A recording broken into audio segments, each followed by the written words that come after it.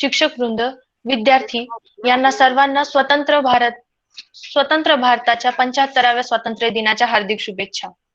सुमारे 150 वर्षांपासून चालत आलेले गुलामगिरीचे, पराधीनतेचे काळे युग दिनांक 15 ऑगस्ट 1947 या दिवशी संपले आणि आपल्या शूरवीर पूर्वजांच्या महान त्यागाला एक आदरयुक्त श्रद्धांजली वाहत आपल्या भारत भूमीने एक स्वतंत्र राष्ट्र म्हणून आपल्या तेजोमय कारकिर्दीस सुरुवात केली. आजच्या या मंगळ सोहळ्यासाठी, या स्वातंत्र्यासाठी राणी लक्ष्मीबाई, नेताजी सुभाषचंद्र बोस, भगतसिंग, महात्मा गांधी, लोकमान्य टिळक यांसारख्या अनेक स्वातंत्र्य सैनिकांनी आपल्या प्राणाच्या आहुती दिल्या. एक गुलामगिरीमुक्त राष्ट्र ते एक प्रगतिशील राष्ट्र म्हणून भारताने मागच्या 75 वर्षात केलेली दैदिप्यमान प्रगती हीच आपल्या स्वातंत्र्यवीरांना समर्पित सर्वोत्कृष्ट मानवंदना आहे, असे मला वाटते. स्वतंत्र भारतामध्ये डॉक्टर आंबेडकरांनी रचलेला संविधानाचा यज्ञ आणि त्याद्वारे सर्व भारतीयांना मिळालेली कायद्याची संहिता हीच आपली सर्वात पहिली आणि सर्वात मोठी सफल कामगिरी होती. एक प्रगतिशील राष्ट्र म्हणून आकार घेताना भारताने तंत्रज्ञान, कला, क्रीडा, शिक्षण, वित्त, जागतिक राजकारण, आरोग्य या सर्व क्षेत्रांमध्ये केलेली कामगिरी कौतुकास्पद आहे. जगातील सर्वात मोठी लोकशाही असलेल्या राष्ट्राचे एक जबाबदार नागरिक म्हणून आपण आपल्या कर्तव्यांप्रती निष्ठा ठेवून भारत देशाच्या तेजोमय कारकिर्दीत समर्पण भावनेने कर्तव्याचे वहन करणे हेच आपल्या स्वातंत्र्य दिनाच्या सोहळा असेल असे मला वाटते. स्वतंत्र भारताचा 75वा स्वातंत्र्य दिवस चिरायू होवो. संयोजकांनी आज मला येथे बोलण्याची संधी दिली याबद्दल त्यांचे खूप खूप आभार. जय हिंद, जय Maharashtra.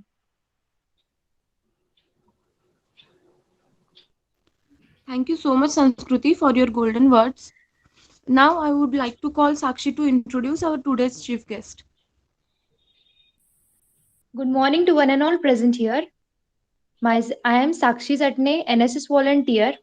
Wish you all a very happy Independence Day. I am here to introduce our honorable chief guest, Professor Gajanan Nerkar sir. Today, sir will be talking about Yuva Bharat Nirman.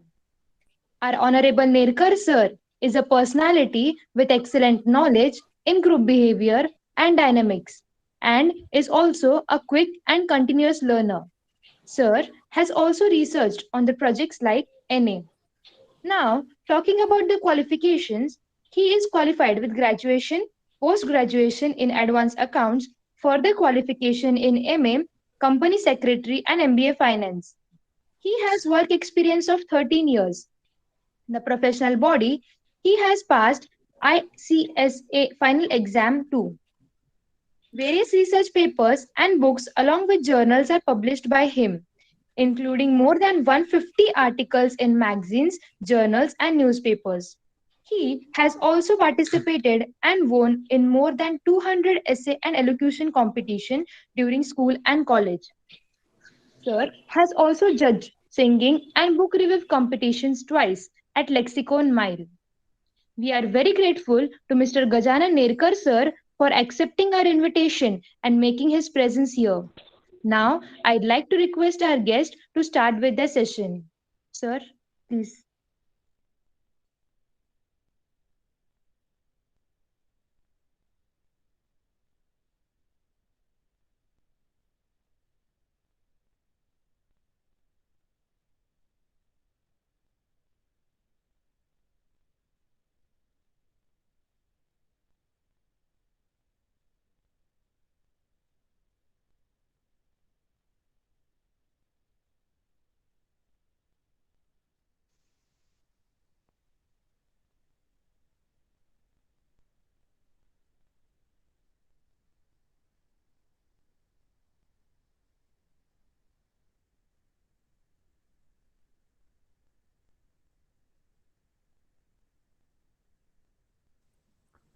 Nerkar sir.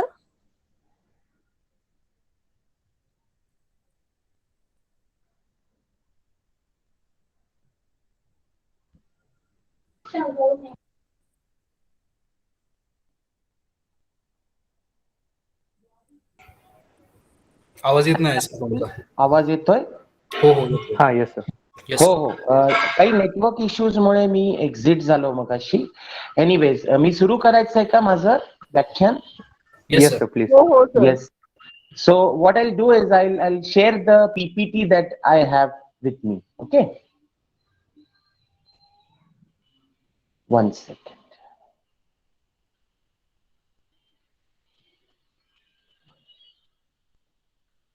तर देव, देश आणि धर्मावर नितांत प्रेम करणाऱ्या माझ्या प्रिय बंधू आणि भगिनींनो, आज हिंदुस्थानच्या 75व्या स्वातंत्र्य दिनानिमित्त आपण अतिशय भव्य आणि विशाल अशा या भारत भूमीमध्ये अतिशय अभिमानास्पद रीतीने वावरत आहोत. या स्वातंत्र्य दिनाच्या निमित्ताने आपण NSSच्या माध्यमातून जो कार्यक्रम आयोजित केलेला आहे त्याला मी सर्वप्रथम शुभेच्छा देतो. मी प्राध्यापक गजानन नेरकर, सध्या सिम्बायसिस संस्थेमध्ये असिस्टंट प्रोफेसर या पदावर काम करतो आणि त्याचबरोबर मी स्वातंत्र्यवीर विनायक दामोदर सावरकर यांच्या संदर्भात मी थोडाफार अभ्यास केलेला आहे आणि आजवर मी 6 पुस्तकं लिहिलेली आहेत. तर माझं हे भाग्य आहे की आज या स्वातंत्र्य दिनी तुम्हा युवकांना आणि देशाच्या या तरुण पिढीला युवा भारत निर्माण या विषयावर मार्गदर्शन करण्याची संधी मला इथे प्राप्त झालेली आहे. तर मित्रांनो, आता जो आपण समोर स्क्रीनवर पाहत आहात ते आहे माझं पुस्तक युवा भारत निर्माण, जे मी आणि माझ्या पत्नीने असं आम्ही दोघांनी मिळून एक युवा पिढीला मार्गदर्शक काही तत्व त्या पुस्तकामध्ये आम्ही दिलेली आहेत. आणि तीच संकल्पना घेऊन आज मी तुमच्याशी बोलणार आहे की आजच्या काळामध्ये स्वातंत्र्याच्या 74 वर्षानंतर या देशाला कसं घडवता येईल, आजच्या तरुण पिढीला कसं काही मार्गदर्शन देता येईल, असे काही बहुमूल्य सूत्र या पुस्तकामध्ये आपण चर्चा केली आहे त्यांची. तर त्याच पुस्तकाला मी आजच्या विषयाचा केंद्रबिंदू मानून आपल्याशी संवाद साधणार आहे. ठीक आहे. तर सुरुवातीला आपण बोलूया स्वातंत्र्यवीर विनायक दामोदर सावरकर. सूर्याची उबदार प्रखरता, वाऱ्याचा वेग, खडगाची अभेद्यता आणि साक्षात बृहस्पतीने ज्यांचं शिष्यत्व पत्करावं आणि या साऱ्यांचा मानवी आकार म्हणजे स्वातंत्र्यवीर विनायक दामोदर सावरकर. मित्रांनो, आज आपण फार अभिमानाने स्वातंत्र्याची 75वी साजरी करत आहोत आणि या परिस्थितीमध्ये आपण आपल्या सशस्त्र क्रांतिकारकांना, ज्यांनी या देशासाठी सर्वस्व अर्पण केलं, अशा या वीरांचं स्मरण करण्याचा हा दिवस आहे. तर मी समोर जी प्रतिमा सावरकरांची ठेवलेली आहे ती त्यांनी जी मार्सेलिसच्या किनाऱ्यावर विशाल समुद्रामध्ये जी उडी घेतली होती आणि सुटकेचा प्रयत्न केला होता, त्या घटनेला 8 जुलै 1910 रोजी शताब्दी त्याची पूर्ण झाली. आता 111 वर्ष पूर्ण झाली त्याचे. तर या निमित्ताने आपण या स्वातंत्र्य योद्ध्यांचं, या क्रांतिकारकांचं स्मरण करणार आहोत. आणि एक साधा प्रसंग म्हणजे क्रांतिकारक किती विनम्र होते आणि तो विनम्र भाव आपण आपल्या जीवनात कसा आणला पाहिजे हे सांगण्यासाठी एक साधं उदाहरण इथे मी देतो आणि मग पुढे जातो विषयामध्ये. 15 ऑगस्ट 1947 ला स्वातंत्र्य प्राप्त झाल्यावर स्वातंत्र्यवीर सावरकरांकडे लोक आले आणि त्यांना विचारलं की तात्याराव, तुम्ही स्वातंत्र्याचं श्रेय कोणाला द्याल? तर सावरकर म्हणाले की हे श्रेय माझ्या एकट्याचं किंवा काही निवडक लोकांचं नाही.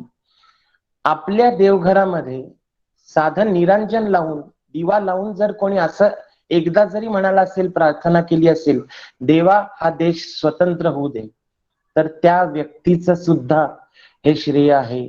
स्वातंत्र्य हे कोण्या एकट्या दुकट्याचं नाही आणि निशस्त्र किंवा रक्तहीन क्रांती झाली आणि स्वातंत्र्य मिळालं असं तर आपण मुळीच म्हणू नये, कारण या देशासाठी हजारो लाखो जीवांनी आपलं बलिदान दिलेलं आहे. तर त्या सर्वांचं स्मरण, या देशाच्या स्वातंत्र्यासाठी अहिंसक प्रयत्न झाले पण सशस्त्र प्रयत्न सुद्धा झाले आणि ते अहिंसक प्रयत्नांच्या पेक्षा खूप अधिक पटीने झाले.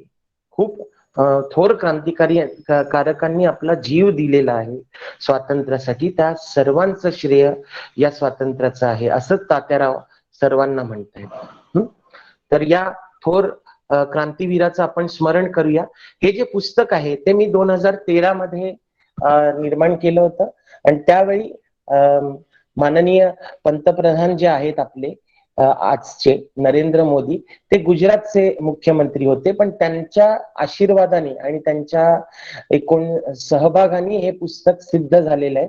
तर आपल्याला समोर दिसत असेल स्क्रीनवर, त्यांनी मला 2013 मध्ये म्हणजे पंतप्रधान होण्याच्या आधी हा संदेश दिलेला आहे की आपलं हे जे पुस्तक आहे ते खूप उत्साहवर्धक आहे, आपले जे विचार आहेत ते फार सकारात्मक आहेत.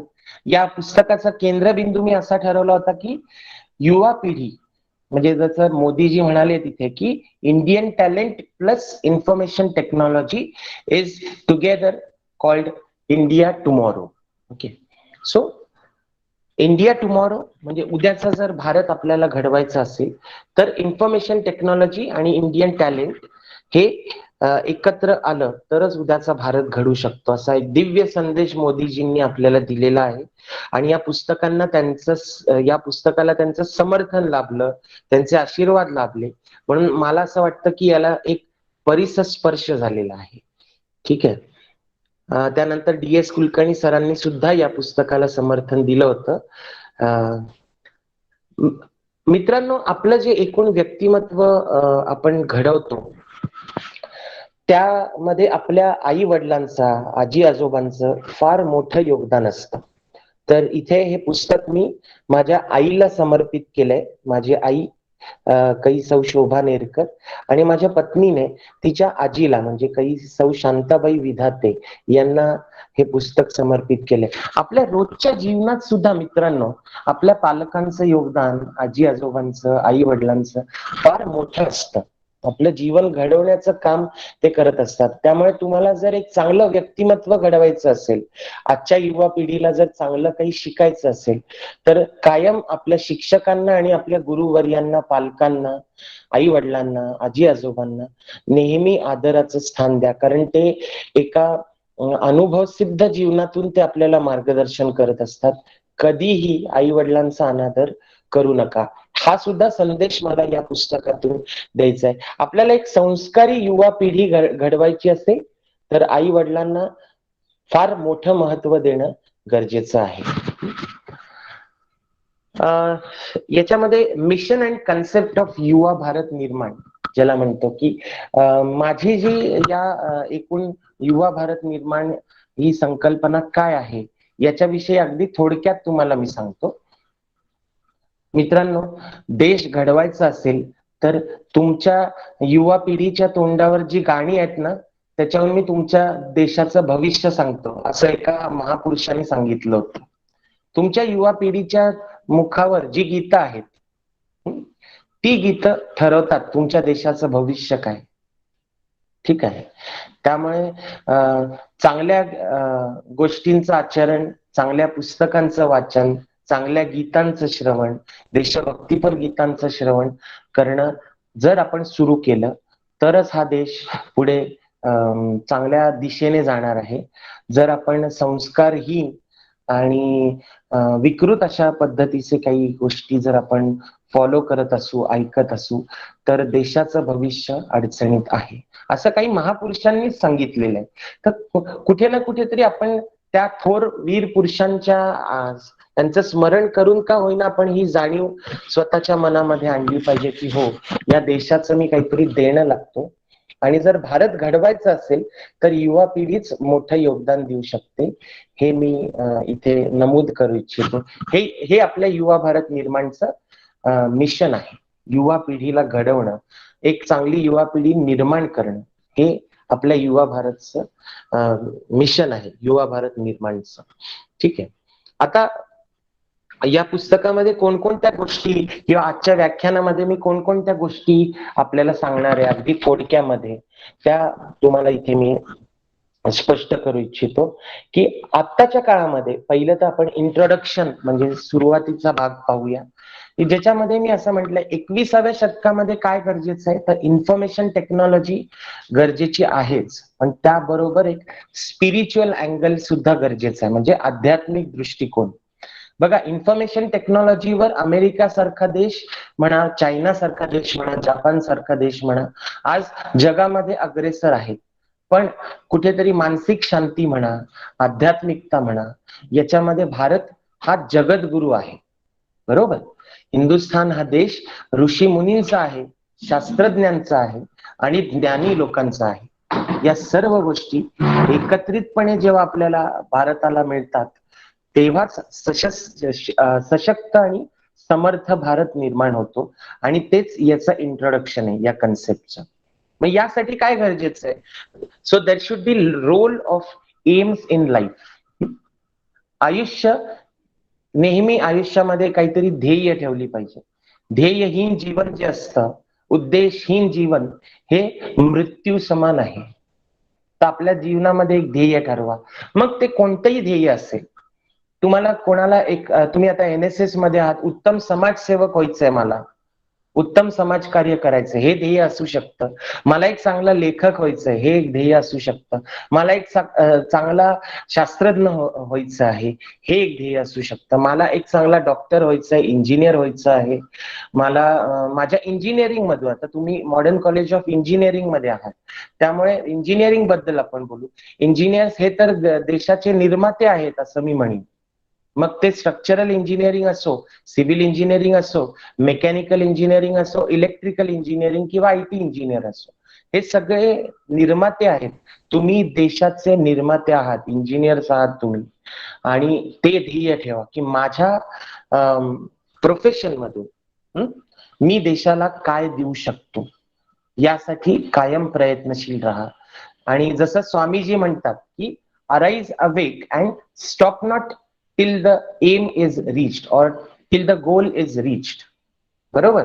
उत्तिष्ठत जागृत, उठा, जागे व्हा आणि आपले ध्येय साध्य होईपर्यंत शांत बसू नका, थांबू नका. केवढा मोठा हा प्रेरणादायक संदेश आहे आपल्यासाठी स्वामी विवेकानंदांचा. तो संदेश जर आपण आपल्या समोर ठेवला रोज, जिथे आपण अभ्यासाला बसतो किंवा जिथे आपण रोज वावरतो, त्या ठिकाणी जर हा संदेश आपण लावला तर आपण कधीही थांबणार नाही, आळस आपल्यामध्ये चढणार नाही आणि या देशाच्या निर्मितीसाठी आपण कायम प्रयत्नशील राहू. Okay. So Swami Vivekananda is the symbol of living life with aims, असं मला इथे स्पष्ट करायचंय. उद्देशपूर्ण जीवन, उद्देश घेऊन चांगलं जगण्याचा एक जो मार्ग आहे तो म्हणजे स्वामी विवेकानंद, असं मी मानतो. मित्रांनो, जो देश आपला इतिहास विसरतो ना, त्याचा भूगोल बदलतो किंवा त्याचं भविष्य बदलतं असं म्हणतात. जो देश आपला इतिहास विसरतो, म्हणजे आपल्या इतिहासामध्ये थोर वीर पुरुषांनी काय चांगलं कार्य केलं, आपण शिवाजी महाराजांना विसरलो, संभाजी महाराजांना विसरलो, राणा प्रतापांना विसरलो, क्रांतिकारकांना विसरलो, तर आपला भूगोल बदलेल. आपले शत्रू आपल्यावर आक्रमण करतील आणि या देशाची भूमी आपल्याकडून हिसकावून घेतील. असा भारत आपल्याला बघायचा आहे का? तर मुळीच नाही. उद्याचा भारत जर आपल्याला घडवायचा असेल तर आपल्याला आपल्या इतिहासाचा अभिमान पाहिजे. आपल्याला आपल्या थोर वीर पुरुषांनी जो इतिहास घडवलेला आहे तो नित्य स्मरण केला पाहिजे. रोज काही ना काहीतरी दिनविशेष असतोच. बघा, शिवरायांचं चरित्र बघा, संभाजी राजांचं चरित्र बघा. 100हून अधिक लढाया जिंकलेले संभाजी महाराज होते. अनेक 350 किल्ले सर करून हिंदवी स्वराज्य स्थापन करणारे छत्रपती शिवाजी महाराज होते. हा आपला आत्मसन्मानाचा आणि शौर्याचा इतिहास मुळीच विसरू नका. उद्याचा युवा भारत घडवायचा असेल तर इतिहासाचं विस्मरण कधीही होऊ नये. आणि यासाठी आपल्या ज्या माता भगिनी आहेत त्यांनी जिजाऊ मातेचं रूप घेतलं पाहिजे. त्यांनी आपली जी पुढची पिढी आहे ती शिवरायांची पिढी असेल, ती पिढी संभाजी राजांची असेल. जसे जिजाऊ मातांनी शिवाजी महाराजांवर संस्कार केले, संभाजी महाराजांवर संस्कार केले, ती भूमिका आपल्या आजच्या माता भगिनींनी घ्यायची आहे. शिवाजी जन्माला यावेत पण शेजारच्या घरात असं न म्हणता मी कसा शिवाजी महाराजांचं अनुकरण करू शकतो आणि आपल्या या घराण्यात, आपल्या या कुटुंबात शिवराय कसे जन्माला येतील यासाठी प्रयत्नशील राहिला पाहिजे. तो आपला आत्मसन्मान आहे. आपला इतिहास हा आपला आत्मसन्मान आहे. लक्षात ठेवा, स्वातंत्र्यवीर विनायक दामोदर सावरकर असं म्हणतात की राष्ट्राच्या सीमा या तलवारीने आखल्या पाहिजेत, त्या चरख्याने किंवा सूत कातून त्या आखल्या जाऊ शकत नाहीत. आणि अगदी खरंय, आजच्या 21व्या शतकात जर आपण पाहिलं, जी वागणूक ज्या पद्धतीने अमेरिकेने लादेनला संपवलं किंवा सद्दाम हुसेनला जसं संपवण्यात आलं, किंवा आज भारत जो एअर स्ट्राईक करतो पाकिस्तानवर, उरीचा सर्जिकल स्ट्राईक म्हणा किंवा बालाकोटचा एअर स्ट्राईक म्हणा, या सगळ्या गोष्टी आपण स्वातंत्र्यवीर सावरकरांच्या विचारांनी साध्य केल्यात. राष्ट्राच्या सीमा आपण अणुशक्तीने सिद्ध करत आहोत आणि हाच आपला खरा इतिहास आहे. शिवराय हे कधी शत्रूची माफी मागायला आणि कुठल्या पद्धतीने त्यांच्याशी तडजोड करायला किंवा हिंदवी स्वराज्य देऊन टाकायला शत्रूकडे कधीही गेले नाही. प्रसंगी ते खाली झुकले. अफजल खानाची भेट मिळवण्यासाठी त्यांनी माफी मागितली, त्यांनी थोडीशी त्याची विनवणी केली. मिर्झा राजे जयसिंगांसोबत करार करून 23 किल्ले देऊन टाकले. पण त्या 23 किल्ले दिल्यानंतर त्यांनी जाताना जे साम्राज्य ठेवलं होतं ते 350 किल्ल्यांचं ठेवलं होतं. मित्रांनो, आयुष्यामध्ये सुद्धा असे प्रसंग येतात. प्रसंगी तुमचं सर्वस्व द्यावं लागतं. आजवर जे मिळवलेलं आहे ते संपूर्ण द्यावं लागतं तुम्हाला. पण नवीन साम्राज्य उभं करण्याचं सामर्थ्य हे तुमच्या बाहूंमध्ये पाहिजे. आणि यासाठी देव, देश आणि धर्म या 3 गोष्टींचा संगम झाला पाहिजे. देवावर श्रद्धा असावी, देशावर प्रेम असावं आणि धर्मावर निष्ठा असावी. या 3 गोष्टी जर तुमच्यामध्ये असतील तर तुम्ही एक उत्तम आणि समर्थ राष्ट्र घडवू शकता, एक समर्थ व्यक्तिमत्व तुम्ही घडवू शकता. तर शिवरायांचं अनुकरण करा. आपलं जे हिंदवी स्वराज्य आहे, हिंदू सेल्फ रिस्पेक्ट ज्याला म्हणतो आपण, ते कधीही विसरू नका. जे आपलं अस्तित्व विसरतात, जे आपल्या धर्माचं महत्व विसरतात, त्यांचा भविष्यकाळ अवघड असतो.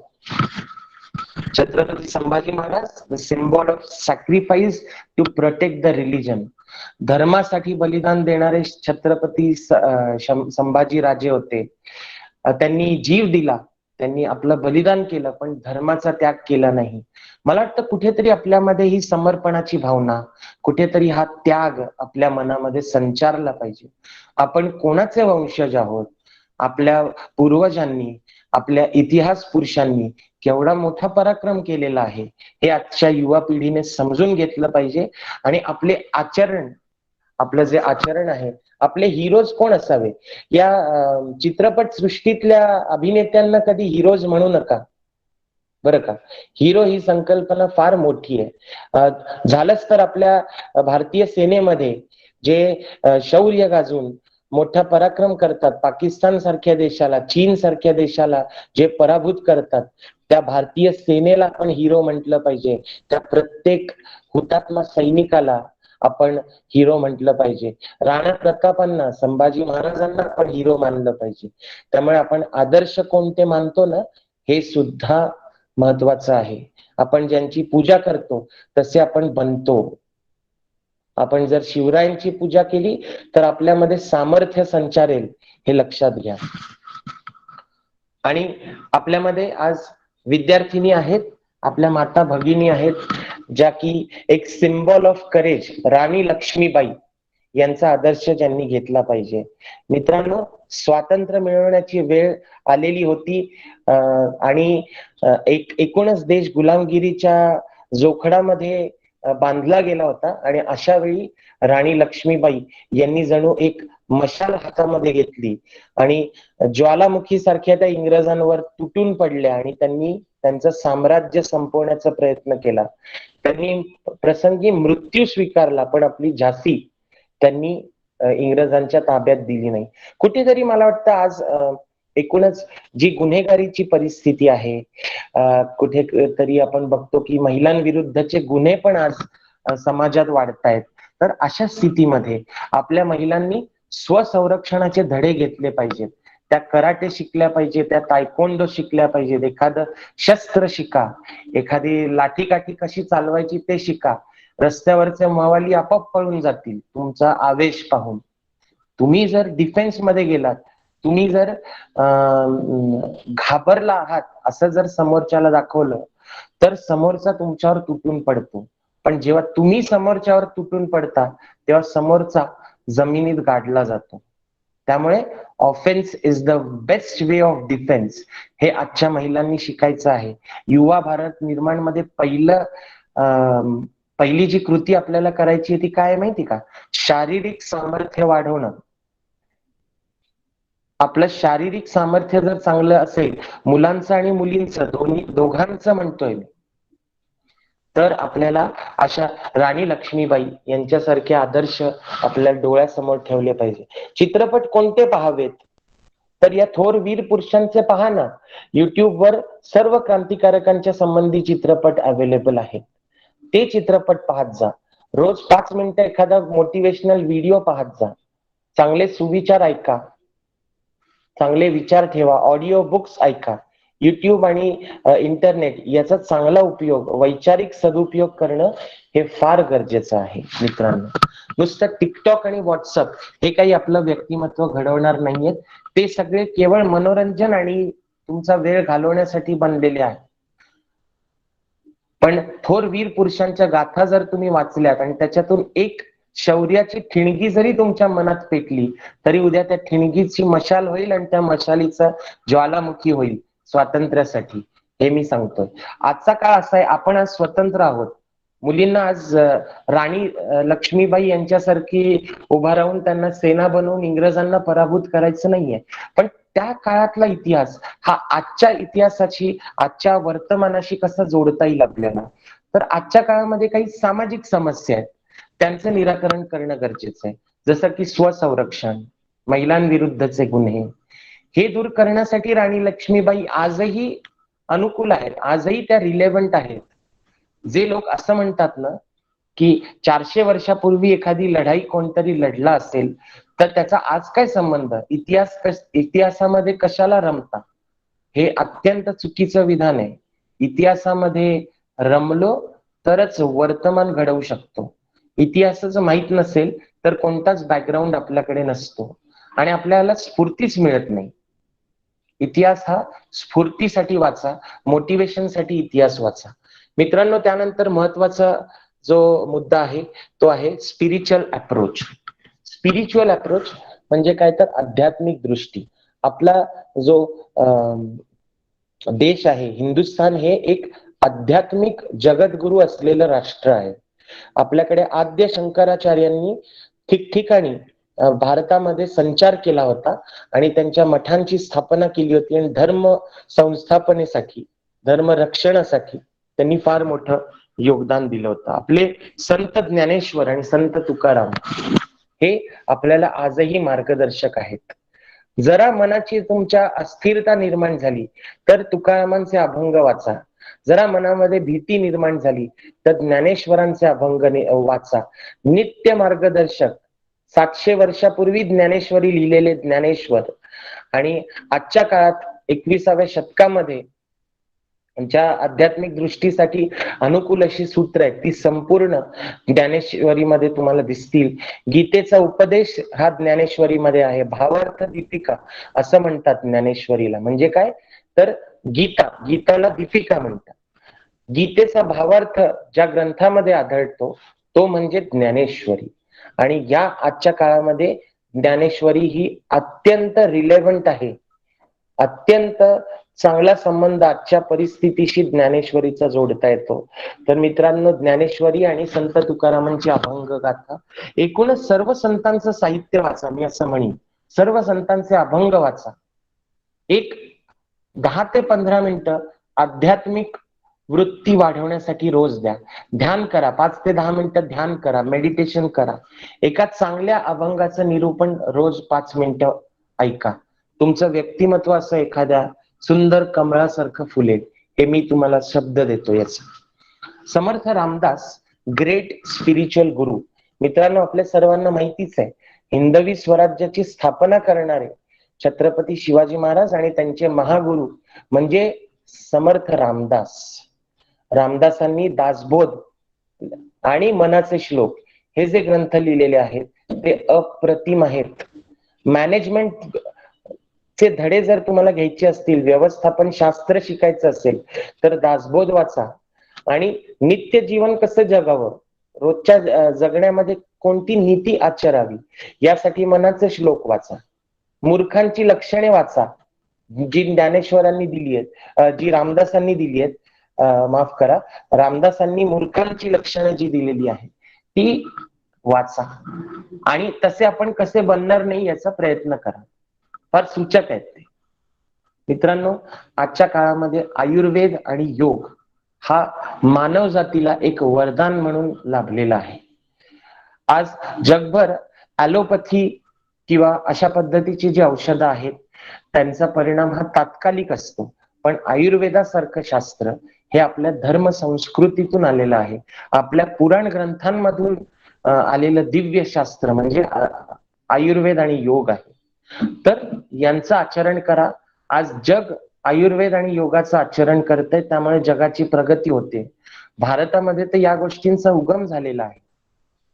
त्यामुळे आयुर्वेद हा आपल्या उत्तम प्रकृतीसाठी एक वरदान आहे, असं मी इथे स्पष्ट करू शकतो. आणि मित्रांनो, आपले जे चरक ऋषी होते त्यांना आपण फादर ऑफ मेडिसिन असं म्हणतो. 6व्या शतकामध्ये प्लास्टिक सर्जरी करणारे चरक ऋषी होते. Can you imagine? 1500 वर्ष आधी 6व्या शतकामध्ये प्लास्टिक सर्जरी, चरक संहिता तुम्ही वाचा, त्याच्यामध्ये चरक ऋषींनी अत्यंत सुंदर असे आपण रोजच्या जीवनामध्ये अनुकूल असे काही विषय त्यांनी मांडलेले आहेत की उत्तम स्वास्थ्य कसं ठेवावं. जसं की जेवणानंतर अर्धा तास पाणी पिऊ नये, कारण जेवणानंतर आपलं जे जठर आहे ते आपली पाचन क्रिया करत असतं आणि ते उष्ण असतं. तुम्ही जर पाणी प्यायलात तर ती पाचन क्रिया जी आहे ती थांबते, ती आग जी आहे जठरामधली ती विझते आणि तुमचं पचन क्रिया तुमची हॅम्पर होते. अशा छोट्या छोट्या गोष्टी, कोणत्या गोष्टी खाऊ नये, विरुद्ध आहार घेऊ नये, दुधाबरोबर तेलकट पदार्थ खाऊ नये, त्यानंतर विरोधी वस्तू तेल आणि दूध, तेल आणि दही असे पदार्थ कधी एकत्र खाऊ नये. अशा छोट्या छोट्या गोष्टी चरक संहितेमध्ये दिलेल्या आहेत. स्वामी रामदेव, बाबा रामदेव, योग गुरु, जगद्गुरु स्वामी रामदेव यांनी देशाच्या कल्याणासाठी गेल्या 2 दशकात जे क्रांतिकारी योग प्रसाराचं कार्य केलेलं आहे, खऱ्या अर्थाने अनेक डायबेटिक, अनेक हार्ट पेशंट, अनेक कॅन्सर पेशंट, अनेक जाडजूड लोक स्वस्थ झालेले आहेत, वजन कमी केलेलं आहे त्यांनी योगाच्या माध्यमातून. आणि म्हणजे एकूणच देशाचं जे आरोग्य आहे त्याच्यामध्ये स्वामी रामदेव यांनी अतिशय उत्कृष्ट असं कार्य, म्हणजे नोबेल पुरस्कार पण कमी ठरावा इतकं मोठं कार्य योग गुरु स्वामी रामदेव यांनी केलेलं आहे. तर आपण त्यांचं सुद्धा अनुकरण या माध्यमातून करायचं आहे. मित्रांनो, आज आपला जो निसर्ग आहे तो आपल्याला फार मोठ्या प्रमाणात प्रत्युत्तर देतोय. मानवाने जे प्रदूषण केलेलं आहे, मानवाने जे निसर्गाचा उच्छाद मांडलेला आहे त्याचं उत्तर निसर्ग देतो. जेव्हा एखादा म्हणतो ना आपण की महापूर येतो किंवा भूकंप येतो, हे काय आहे? माळीण गावाचं काय झालं? तर आपण डोंगर पोखरतोय, डोंगरामध्ये राहण्याचा प्रयत्न करतोय, तर डोंगर हा उत्तर देणारच. दरडी कोसळतात, पावसाचा अतिरेक होतो, ओला दुष्काळ पडतो, सुका दुष्काळ पडतो. अशा वेगवेगळ्या पद्धतीचे निसर्ग उत्तर देतो. तर आपलं पहिलं कर्तव्य काय? NSSच्या माध्यमातून तुम्ही करतच असाल, मला 100% खात्री आहे, कारण वृक्षारोपण करणं हे NSSचं हे पहिलं ध्येय असतं. तर मी तुम्हाला सर्वांचं अभिनंदन करतो की तुम्ही वृक्षारोपणाची मोहीम हातात घेतलेली असणारच आहे. त्या मोहिमेला मी शुभेच्छा देतो आणि तुमच्या बरोबर तुम्ही इतरांना सुद्धा या मोहिमेमध्ये जोडलं पाहिजे. आपल्या दर वाढदिवशी एक वृक्ष लावला पाहिजे आणि वर्षभर त्याचं संगोपन केलं पाहिजे. अशा पद्धतीने जरी आपण काम सुरू केलं आणि छोट्या छोट्या गोष्टी आहेत आपल्या जीवनामध्ये, आपण त्या रोज करू शकतो. जसं की पाणी वाचवणं, त्यानंतर पेपर वाचवणं. पेपरचं नुकसान करणारे बरेच आहेत. मित्रांनो, आजचा काळ ऑनलाईन आहे, तर अनावश्यक प्रिंट घेणं आपण टाळू शकतो. आपल्या मोबाईलचं बिल आपण ईमेलवर मागवू शकतो, आपण बँकेचं स्टेटमेंट ईमेलवर मागवू शकतो. अशा गोष्टी ज्या आहेत त्या एखादा पेपर जरी मला रोज वाचवता आला तरी मी वर्षातनं 365 पेपर वाचवीन. आणि असे 1,00,000 लोकांनी 365 पेपर रोज वाचवले तर 3.5 लाख पेपर 3.5 कोटी पेपर वर्षाला वाचतील. मित्रांनो, अशा पद्धतीने काहीतरी आपण समाजासाठी, निसर्गासाठी योगदान दिलं पाहिजे. आपली हिंदू संस्कृती जी आहे ती फार महान आहे. आता हिंदू या शब्दाला धर्माशी जोडू नका मित्रांनो. मी कोणत्या धर्माचा प्रसार आणि प्रचार करायला इथे आलेलो नाही. मी हिंदू संस्कृतीबद्दल बोलतोय. कृण्वन्तो विश्वम आर्यम असं म्हणतात. आपला हा जो देश आहे याला आर्यावर्त असं म्हणतात. म्हणजे आर्यावर्त भूमीमध्ये राहणारे ते आर्य. आणि संपूर्ण विश्वामध्ये ज्यांचा संचार आहे, कृण्वन्तो विश्वम आर्यम, संपूर्ण विश्वामध्ये ज्यांनी संचार केलेला आहे, विश्वाला ज्यांनी जिंकलेलं आहे ते आर्य आहेत. ठीक आहे. तर आपली संस्कृती, आपली हिंदू जीवन पद्धती ही संपूर्ण जगासाठी एक आदर्श आहे. यासाठी भगवद्गीता वाचा. Lord Krishna directing Arjuna in his great Mahabharata. महाभारताचा प्रसंग तुम्ही वाचलेलाच असेल, पाहिलेलाच असेल, मालिकेच्या माध्यमातून, चित्रपटाच्या माध्यमातून. अर्जुनाला म्हणजे बऱ्याचदा असं मला जाणवतं, जेव्हा समस्या येतात ना तेव्हा आपली स्थिती अर्जुनासारखी असते. आणि तेव्हा जेव्हा आपण भगवद्गीता वाचतो तेव्हा साक्षात भगवान श्रीकृष्ण आपल्याला मार्गदर्शन करतात आणि आपल्या जीवनाचं सार्थक होतं. तर मित्रांनो, कुठेतरी आपण अशा पद्धतीने भगवद्गीतेचं आचरण करणं अत्यंत महत्वाचं आहे. विश्वरूप दर्शन जे आहे आपल्याला हवं असेल खऱ्या अर्थाने तर भगवद्गीतेचं वाचन हे अत्यावश्यक आहे. Lord Rama, Sita and Lakshman with Hanuman in the great Ramayan. आपले जे धर्मग्रंथ आहेत मित्रांनो, आपले जे पुराण ग्रंथ आहेत, यांना कधीही यांचा तिरस्कार करू नका. ते कायम वाचा. रामायण आजही पाहिलं आपण. आता लॉकडाऊनचा काळ होता 2020 मध्ये. साधारण रामायण हे 86-87 मध्ये आलं होतं, ज्यावेळी काही लोक फक्त 2-3 वर्षाचे होते. मी स्वतः 86-87च्या रामायणाच्या वेळी मी 3 वर्षाचा होतो. मला तरी ते काय आठवत नाही. पण आता मी पुन्हा रामायण 2020 मध्ये जेव्हा पाहिलं तेव्हा मला ते इतकं रिलेव्हंट वाटलं आजच्या जीवनाशी, की आजही त्याच समस्या आहेत. भाऊ भावाचा शत्रू बनतोय, भाऊ भावासाठी जीव द्यायला पण तयार होतोय. आई मुलाची शत्रू बनते काही घरामध्ये, आणि काही घरांमध्ये आई वडील मुलांसाठी जीव द्यायला तयार आहेत. काही घरांमध्ये आई वडिलांसाठी मुलं जीव द्यायला तयार आहेत. वडिलांचा शब्द पाळण्यासाठी मुलं आयुष्य खर्च करतात. असे रामाचे उदाहरण, श्रीरामाचं रामराज्य स्थापन करण्याचे कार्य सुद्धा आजच्या काळामध्ये होत आहे. आणि आता याला सगळं रिवायवल मिळत आहे. हे रिवायवल रिव्हॉल्युशन लक्षात घ्या. 500 वर्षांनी आज राम मंदिर पुन्हा स्थापन होत आहे. कुठेतरी एक आपण आपल्या इतिहासाकडे, आपल्या पुराणाकडे एका वैज्ञानिक दृष्टीतून पाहण्याची गरज आहे. आणि त्यासाठी रामायण वाचा, रामायणाचं आचरण करा. उत्तम भक्ती कशी करावी याचं उदाहरण हे हनुमान आहेत.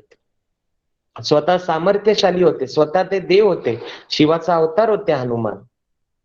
पण तरी सुद्धा विष्णूची भक्ती, आपलं पूर्वसंचित निभावण्यासाठी विष्णूचा अवतार असलेल्या श्रीरामाची भक्ती, एखाद्या दासासारखी, एखाद्या नोकरासारखी रामाची भक्ती हनुमानाने कायम केलेली आहे. कुठेतरी आपल्याला आपल्या जीवनामध्ये सुद्धा हंबल राहणं म्हणतो ना. मी किती मोठा झालो, मी किती डिग्र्या माझ्या पाठीशी जोडल्या, माझ्या फाईलमध्ये खूप डिग्र्यांची भरती आहे, पण मी वागायला माणूस म्हणून चांगला नाहीये. हंबल अप्रोच नाही माझ्यामध्ये. लोकांशी उद्धटपणे बोलतो, अनादर करतो लोकांचा. माझ्या शिक्षणाचा काही उपयोग नाही जर माझ्यामध्ये हंबलनेस नसेल. आणि मी जर लोकांशी आदराने बोलत असेल तर माझं शिक्षण कमी असेल तरी चालेल, पण माणूस म्हणून मी चांगला आहे हे लक्षात घ्या. आपले जे गुरु नानक आहेत आणि गुरु गोविंद सिंग जी आहेत, यांचे विचार सुद्धा अत्यंत मार्गदर्शक आणि धर्मासाठी, देशासाठी बलिदान कसं द्यावं याचं एक उत्तम उदाहरण गुरु नानक आणि गोविंद सिंग जी आपल्याला देऊन गेलेले आहेत. मित्रांनो, चांगलं व्यक्तिमत्व घडायचं असेल तर उत्तम पुस्तकं वाचा. Books are our best friends. ठीक आहे. निव्वळ टवाळक्या करणारे, फालतू टाइमपास करणाऱ्या मित्र ठेवण्यापेक्षा पुस्तकांना आपलं मित्र माना. युट्यूबवर ई बुक्स वाचा, ई बुक्स ऐका, ऑडिओ बुक्स ऐका. अशा माध्यमातून आपल्या वेळेचा सदुपयोग करा, तरच एक चांगलं व्यक्तिमत्व घडणार आहे. चौकामध्ये बसून तिकडे चहाच्या टपरीवर 2 तास घालवून किंवा उगच कुठेतरी वेळ वाया घालवून आपलं व्यक्तिमत्व घडणार नाहीये. पण चांगलं पुस्तक, भलेही ते 2 मिनिटं वाचलं मी रोज, तरी सुद्धा मला एक चांगली दिशा मिळणार आहे आयुष्यात. आपण आजच्या काळातली उदाहरणं बघू. इलॉन मस्क म्हणा, बिल गेट्स म्हणा, वॉरन बफे म्हणा, किंवा आपल्या भारत वर्षाच्या संबंधी म्हणायचं झालं तर रतन टाटा म्हणा, मुकेश अंबानी म्हणा, किंवा अगदी नारायण मूर्ती म्हणा इन्फोसिसचे. हे सगळे उत्तम वाचक आहेत. हे चांगलं पुस्तक वाचण्यासाठी तासनतास रोज देतात. कल्पना करा, हे सगळे कोट्याधीश आहेत, अब्जाधीश आहेत, पण तरी सुद्धा आपल्या व्यक्तिमत्वाचा विकास करण्यासाठी ते रोज वाचनासाठी वेळ देतात. आणि आपल्याकडे चांगली पुस्तकं आहेत. माझी जन्मठेप, स्वातंत्र्यवीर विनायक दामोदर सावरकरांचं पुस्तक, भगवद्गीता मी मगाशी सांगितलं, साक्षात श्रीकृष्णाने अर्जुनाला दिलेला उपदेश हा भगवद्गीतेच्या स्वरूपात आपल्याला मिळतो. अशी पुस्तकं रोज वाचली पाहिजेत.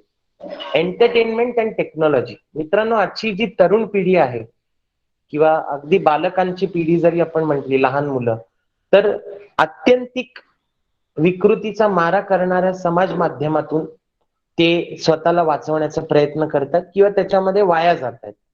कुठेतरी आपण मारामारीचे खेळ बघताना बघतो मुलांना, व्हिडिओ गेम्स मध्ये धाडधाड डोकं आपटून, गाड्या फोडून पुढे जाण्याचे काही गेम्स निघालेले आहेत. अशा गेम्स पासून आपल्या लहान मुलांना दूर ठेवलं पाहिजे. त्यांना चांगले कार्टून्स आपण जरी दाखवले, जसे की तेनालीराम, चाणक्य, कृष्णा, गणेशा, असे कार्टून्स मुलांना दाखवले पाहिजे की ज्या माध्यमातून मुलांवर चांगले संस्कार होते. जर तुम्ही तंत्रज्ञानाचा विकृत मारा जर आजच्या युवा पिढीवर केला तर युवा पिढी ही नक्की बर्बाद होणार. पण तंत्रज्ञानाचा चांगला उपयोग करून तुम्ही युवा पिढीला जर मार्गदर्शन केलं, जसं की माइंड गेम्स म्हणा, काही क्विज म्हणा, किंवा काही इंटेलेक्च्युअल गेम्स म्हणा, लॉजिकल रिझनिंग म्हणा, अशा गेम्सवर जास्त लक्ष दिलं पाहिजे. त्याच्याने आपलं कॉन्सन्ट्रेशन वाढतं. Fusion of strength and wisdom. एका बाजूला आपली बुद्धी ही चाणक्य इतकी तरबेज असली पाहिजे आणि आपल्यामध्ये सामर्थ्य हे भगवान श्री हनुमानासारखं असलं पाहिजे. त्यामुळे बिरबल आणि तेनालीराम हे सुद्धा आपण दोन्ही एका वेळी वाचले पाहिजे, असं मी इथे सुचवू इच्छितो. सेल्फ डिफेन्स, मगाशीच मी सांगितलं, मुलांनी आणि मुलींनी स्वसंरक्षणाचे धडे घेणं अत्यंत गरजेचं आहे. आजच्या काळामध्ये ते आपल्याला दीपस्तंभासारखं मार्गदर्शक असणार आहे. तर अशा पद्धतीने मित्रांनो, ही छोटीशी एक संकल्पना मांडण्याचा मी इथे प्रयत्न केलेला आहे. I hope I have delivered what has been expected. आणि मी असं म्हणेन की सामर्थ्य आहे चळवळीचे, जो जे करील तयाचे, परंतु तेथे भगवंताचे अधिष्ठान असावे. या स्वातंत्र्य दिनी मित्रांनो, आपण असा संकल्प करू की देव, देश आणि धर्माच्या उभारणीसाठी, त्याच्या विकासासाठी मी माझं जीवन समर्पित करीन.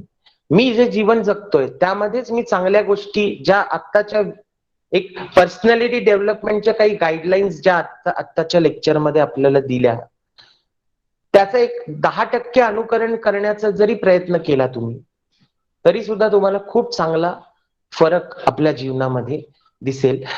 मला या ठिकाणी बोलण्याची संधी दिली यासाठी मी मॉडर्न कॉलेज ऑफ इंजिनिअरिंग चे NSS विभाग जे आहे त्याच्या प्राध्यापक मंडळींचं सर्वांचं मी मनापासून आभार मानतो.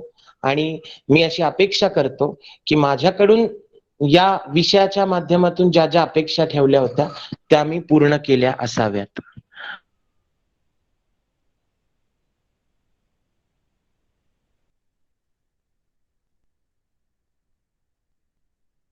जय हिंदू राष्ट्र. धन्यवाद. सर, तुम्हाला काही क्वेश्चन विचारायचे आहेत का?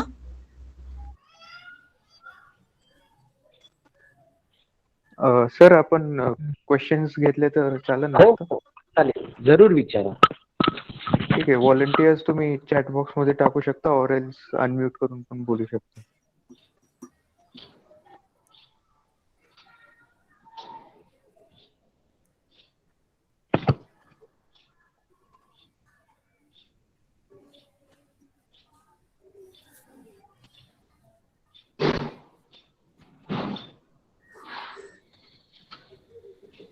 काही प्रश्न असतील तर मोकळेपणे विचारा मित्रांनो.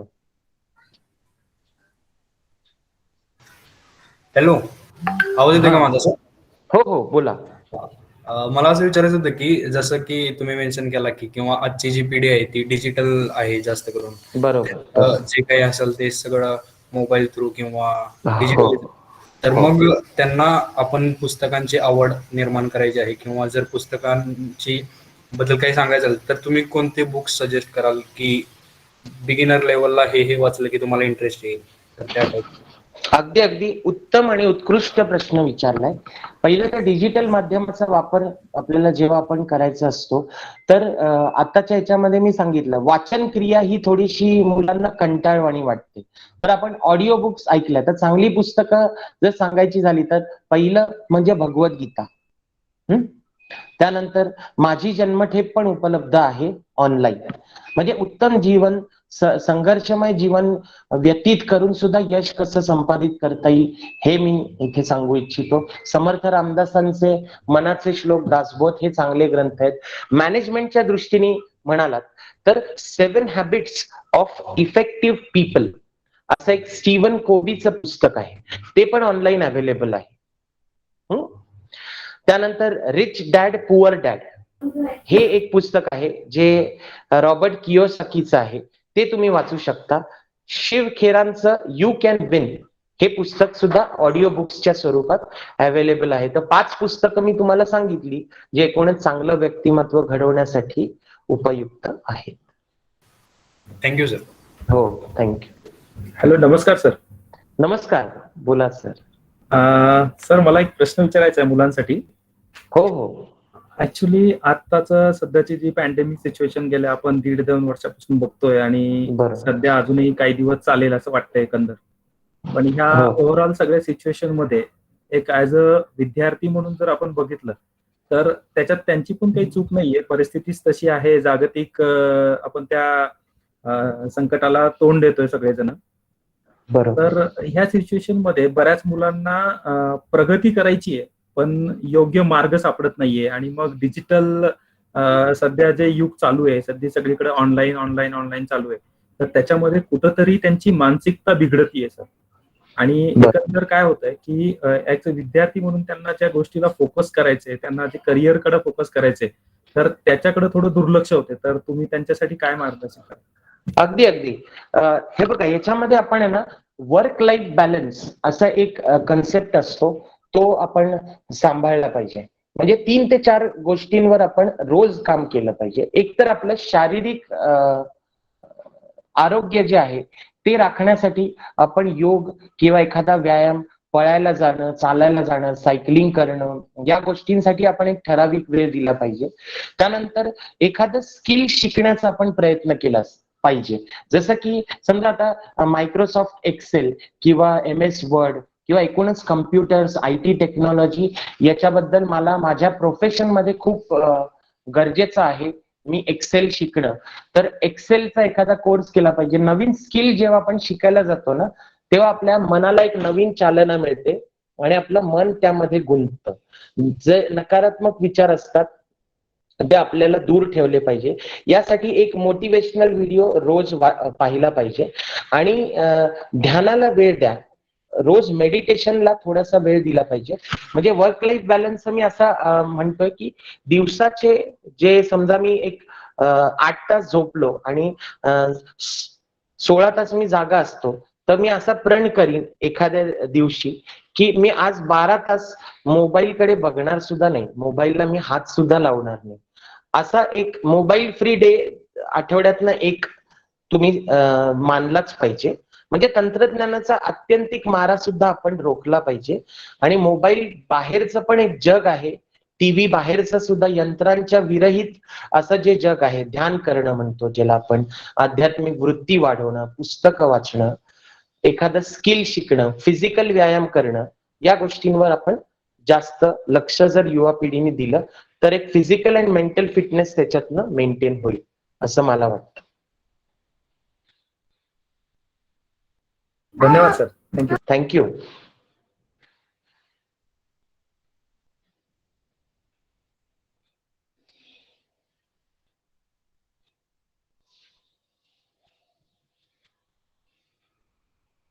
अनम्यूट करून बोला ज्यांना काही क्वेश्चन असतील तर. सर, माझं नाव अपूर्वा दिघे.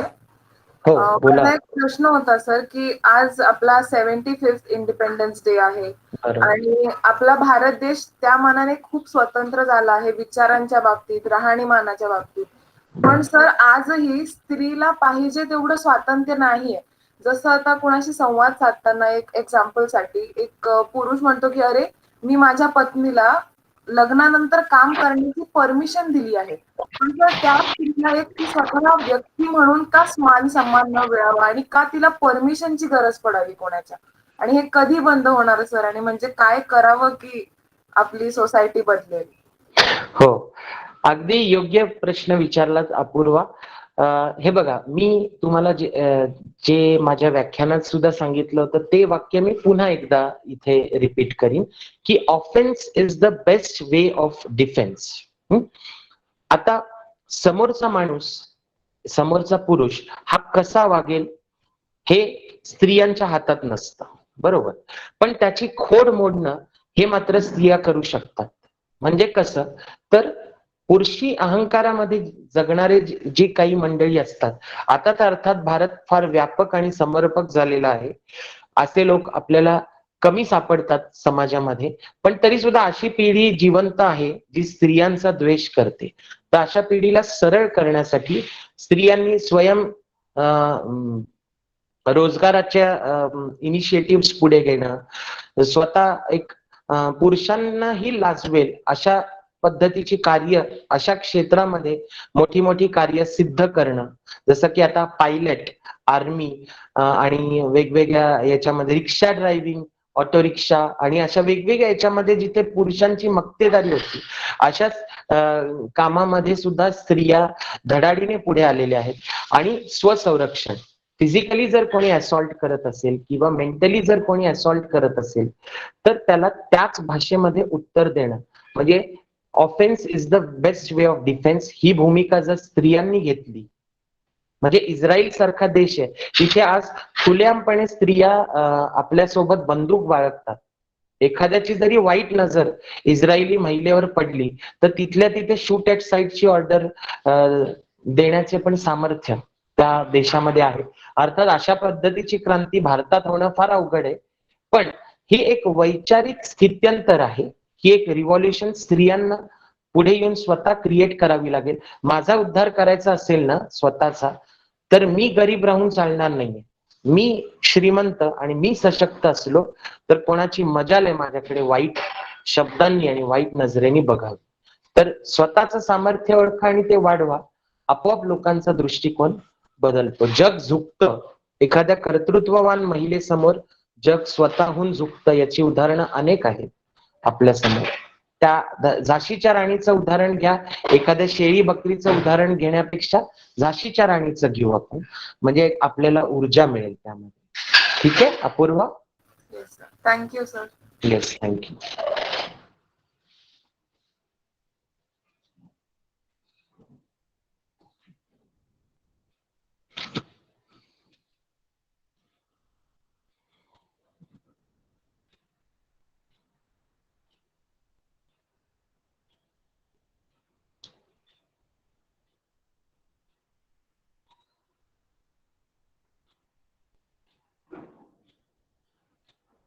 क्वेश्चन्स आहेत का कोणाला अजून?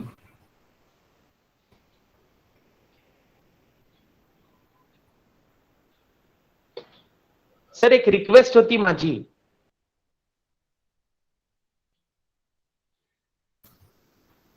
जोशी सर, धनंजय जोशी सर, एक रिक्वेस्ट होती.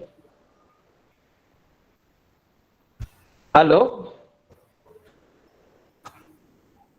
हा सर, आवाज येतोय तुमचा? हा हा येतोय. मी पाहतोय की हे सेशन रेकॉर्ड होत आहे, बरोबर?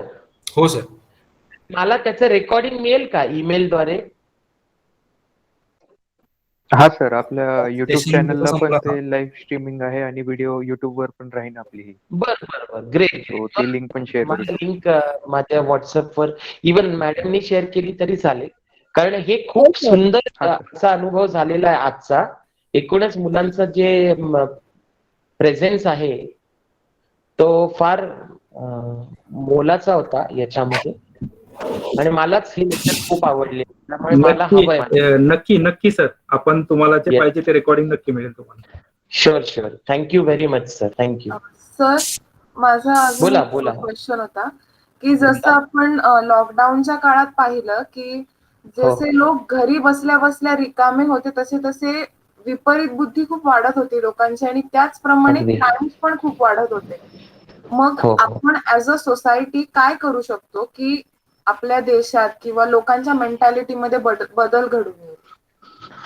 अगदी लोकांच्या मेंटॅलिटीमध्ये बदल घडवणं, याच्यासाठी उत्तम उपाय म्हणजे लीड बाय एन एक्झाम्पल. आता बघा, तुम्ही गेले 7 वर्ष जर देशाची एकूण मानसिकता तुम्ही पाहिली, 2014च्या आधीची मानसिकता म्हणा आणि 14 नंतरची मानसिकता, कुठेतरी एक लीड बाय एन एक्झाम्पल, आपल्या समोर एक चांगलं उदाहरण देशाच्या केंद्रस्थानी सत्ता गाजवण्यामध्ये उभं राहिलं, की आपण चांगले बदल पण स्वीकारायला सुरुवात केली. तंत्रज्ञान आपल्याकडे होतं, आधी पण होतं, 2013-14 मध्ये सुद्धा तंत्रज्ञान होतं, पण तंत्रज्ञानाला योग्य दिशा देणं, जसं की डिमॉनिटायझेशन झालं, तर काळा पैसा संपवण्याची एक मानसिकता देशामध्ये निर्माण झाली.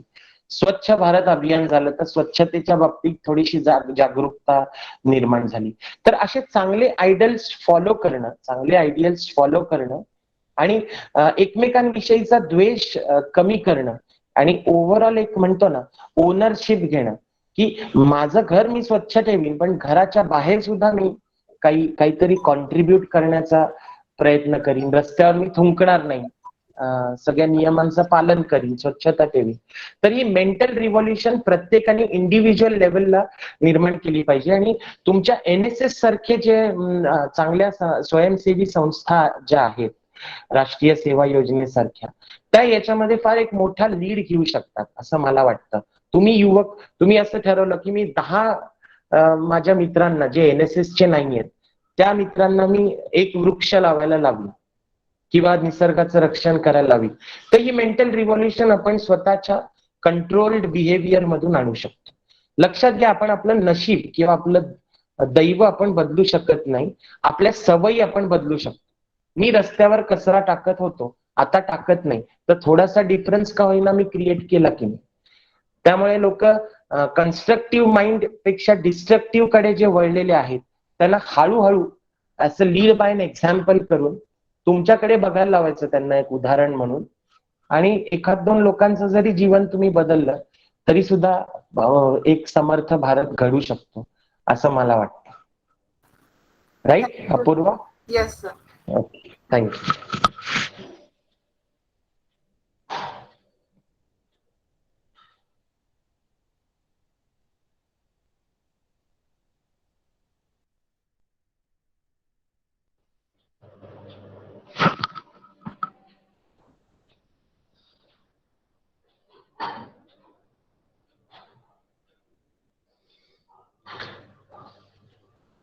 अजून काही प्रश्न असतील तर विचारा, otherwise we can wrap up.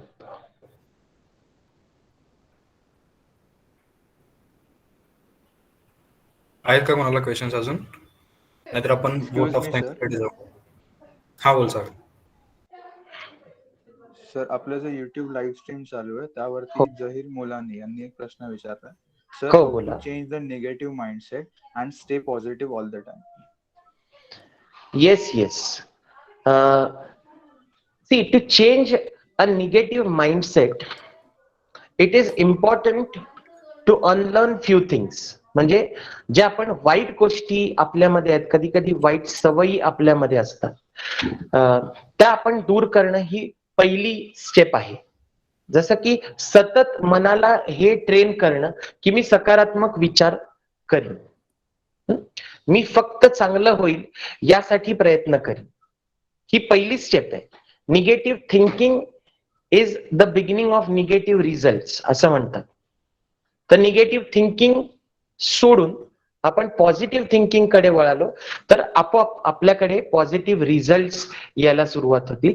आणि यासाठी काय काय गोष्टी मार्गदर्शक आहेत, तर यू शुड मेडिटेट.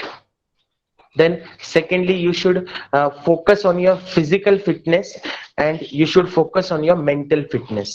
या 3 गोष्टी जर आपण केल्या, वर्क लाईफ बॅलन्स जर आपण मेंटेन केला, you should lead by an example. एक चांगलं उदाहरण म्हणून लोकांसमोर उभे राहा. आपोआप लोक तुम्हाला फॉलो करतील आणि निगेटिव्ह माइंडसेट दूर होईल.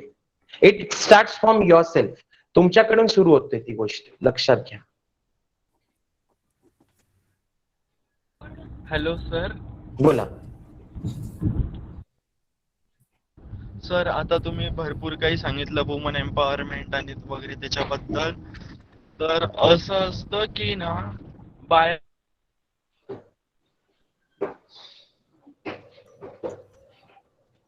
काही काही गैरफायदा घेतात आवाज सर तुमचा तो कट पॉवरचा त्यांच्या, आणि सगळं काही त्यांच्याकडून असतं तर तिला. बरोबर आहे, बरोबर आहे. समाजामध्ये ना सर्व प्रकारचे घटक उपस्थित असतात. आपण षड्रिपू म्हणतो ना, काम, क्रोध, मोह, मत्सर, माया असे सगळे घटक दुर्गुण सर्व प्रकारच्या व्यक्तींमध्ये घडलेले असतात.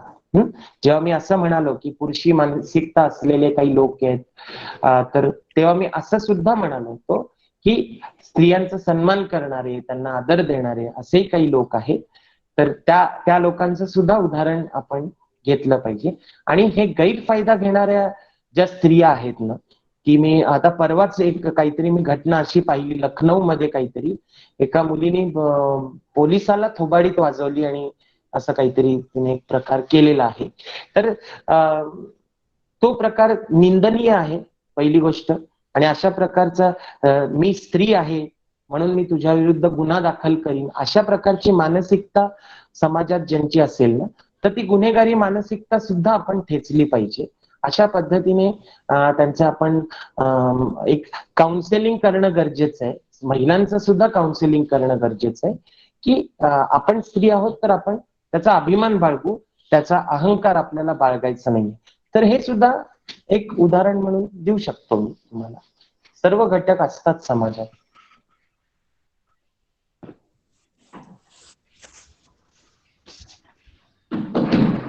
Hello sir. हा बोला.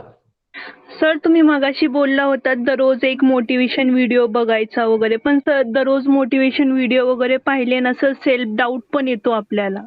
सो ते कसं वेगळं? हे बघा, मोटिवेशन व्हिडिओ यासाठी पाहिजे की आपल्याला एक, जसं कम्प्युटर सिस्टीमला व्हायरस पासून दूर होण्यासाठी आपण क्लिनिंग करतो बघा मोबाईलचं, तसं अँटीव्हायरस आपल्या मनामध्ये आपल्याला टाकायचं आहे. जेव्हा रोज एक 5 मिनिटं मोटिवेशन आपण पाहतो, सेल्फ डाऊट निर्माण करण्यापेक्षा येस मी रोज काही पावलं माझ्या प्रगतीच्या दिशेने चाललोय हे करण्यासाठी लक्षात घ्या. एक मोठा पर्वत, हिमालयासारखा पर्वत चढायचा असेल, एका दिवसात होतो का तो? एका तासात होईल का? नाही शक्य. So it is a continuous and gradual process. त्यामुळे मोटिवेशनल व्हिडिओ बघण्याच्या आधी ही मानसिकता बघायची आहे की मी एका मोठा माझा प्रगतीचा कलश मी निर्माण केलाय आणि त्या प्रगतीच्या कलशामध्ये मी रोज हे मोती अर्पण करतोय तो कलश भरण्यासाठी. तर आज माझ्या कलशामध्ये 100 मोती मी टाकले, माझा वेळ मी सदुपयोग केला आणि आणखी प्रगती मी केली. सेल्फ डाऊट निर्माण करण्यापेक्षा, म्हणजे निगेटिव्हिटी कडे जाण्यापेक्षा पॉझिटिव्हिटी कडे जास्त झुकणं गरजेचं आहे. तर कोणाचे मोटिवेशनल व्हिडिओ बघताय तुम्ही? अहंकारी लोकांचे बघू नका. मी काय आहे आणि मी खूप मोठा माणूस आहे असं म्हणणाऱ्यांचे मोटिवेशनल व्हिडिओ नका बघू. जे तुम्हाला हंबलनेस शिकवतात ना, जे तुम्हाला डाऊन टू अर्थ राहणं आणि सिम्प्लिसिटी बेस्ड असे काही मोटिवेशनल व्हिडिओज आहेत, ते तुम्ही बघा. सेल्फ डाऊट तुमचा निघून जाईल. ठीक आहे.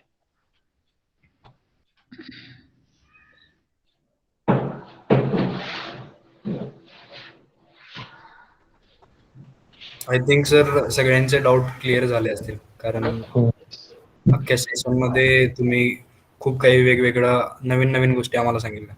तर Yes. मग मी सेटे मॅम, आमचे प्रोग्राम ऑफिसर्स मेघा सेटे मॅम यांना रिक्वेस्ट करेन की त्यांनी वोट ऑफ थँक्स बोलावं. धन्यवाद निशांत. युवा भारत निर्माणसाठी काय काय केलं पाहिजे हे सरांनी खूप समर्पक शब्दात आपल्याला सांगितलेलं आहे. संस्कारी पिढी जर घडवायची असेल तर आई वडिलांना महत्व दिलं पाहिजे. आयुष्यामध्ये काहीतरी ध्येय ठेवा. आपण आपला इतिहास विसरता कामा नये. धर्मावर निष्ठा, देवावर श्रद्धा आणि देशावर प्रेम असलं पाहिजे. राणी लक्ष्मीबाई ह्या सिम्बॉल ऑफ करेज होत्या आणि महिलांनी त्यांचा आदर्श घेतला पाहिजे.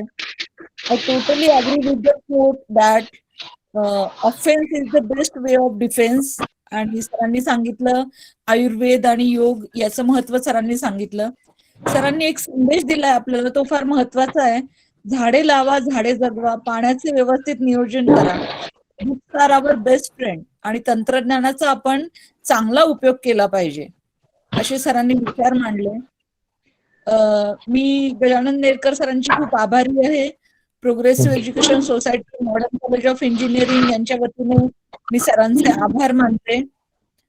मी आपल्या principal madam doctor Mrs KR Joshi, आपल्या vice principal madam doctor Mrs Itkar ma'am यांचे पण आभार मानते. त्या वेळोवेळी आम्हाला मार्गदर्शन करतात की अशा प्रकारचे उपक्रम तुम्ही राबवायला पाहिजेत.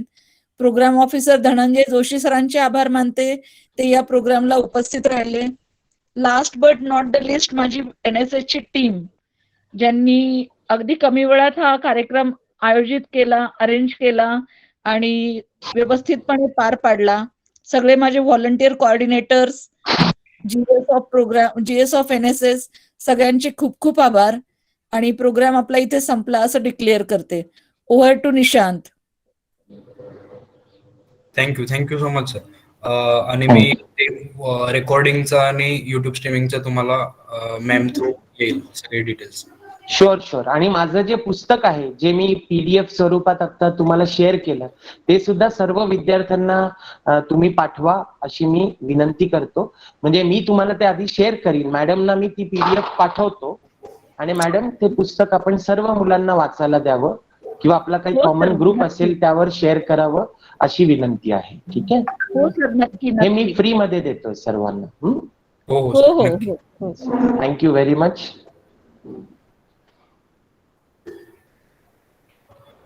Thank you sir. आपण कन्क्लूड करू meeting. Thank you. Okay. So should I exit now? Yes sir. Yes sir. Okay. Thank you very much. भेटूया पुन्हा. धन्यवाद. ओके. सर्व व्हॉलेंटियर्सनी फीडबॅक फॉर्म आणि अटेंडन्स फॉर्म चॅट बॉक्स मध्ये टाकलेला आहे, तर प्लीज तो फीडबॅक फॉर्म भरावा आणि आपण कन्क्लूड करू मीट. रेकॉर्डिंग बंद करा.